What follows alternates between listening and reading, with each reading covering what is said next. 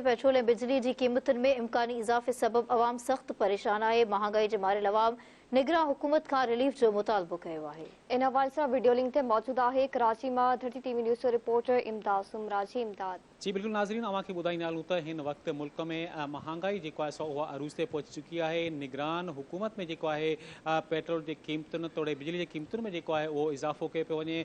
जॾहिं त ॿिनि ॾींहंनि खां पोइ हिकु भेरो ॿीहर जेको आहे पेट्रोल जे क़ीमतुनि इम्कानी इज़ाफ़े खां पोइ शहर वासी जेके आहिनि कराची वासी उहे जेके आहिनि उहे सख़्तु परेशान थी विया आहिनि।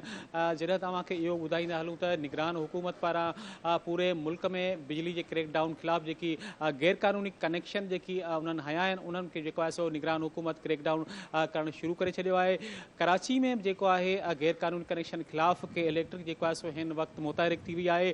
कराची जे केतिरनि इलाइक़नि में गैर क़ानूनी कनेक्शन जेके आहिनि उहे पिणु काटिया पिया वञनि ऐं गैर क़ानूनी कनेक्शन जेकी आहिनि उन्हनि ख़िलाफ़ केस दाख़िल कया पिया वञनि।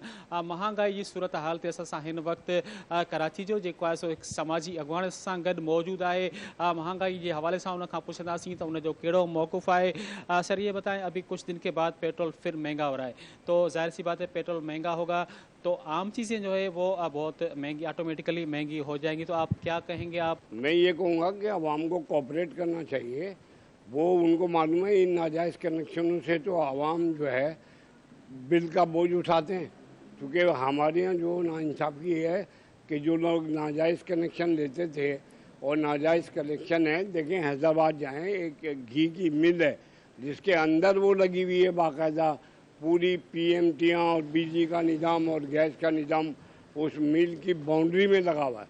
तो उस पर भी देखें जो प्योर ऑयल के नाम से जो है वो कायम है, बहुत बड़ी वो घी की, और वो बिल्डर भी है और स्टील का माल चोरी करने वालों में वो भी है बहुत बड़ा वो जिसने स्टील मिल को बर्बाद किया। जी बिल्कुल, जॾहिं त अवां हिन समाजी अवाण जूं ॻाल्हियूं ॿुधियूं, जॾहिं हिन जो चवणु हुयो त हिन वक़्तु निगरान हुकूमत पारां जेको मुल्क में गैर क़ानूनी बिजली कनेक्शन जेका क्रैक डाउन कयो पियो वञे इहो हिकु बहितरीनु क़दम आहे।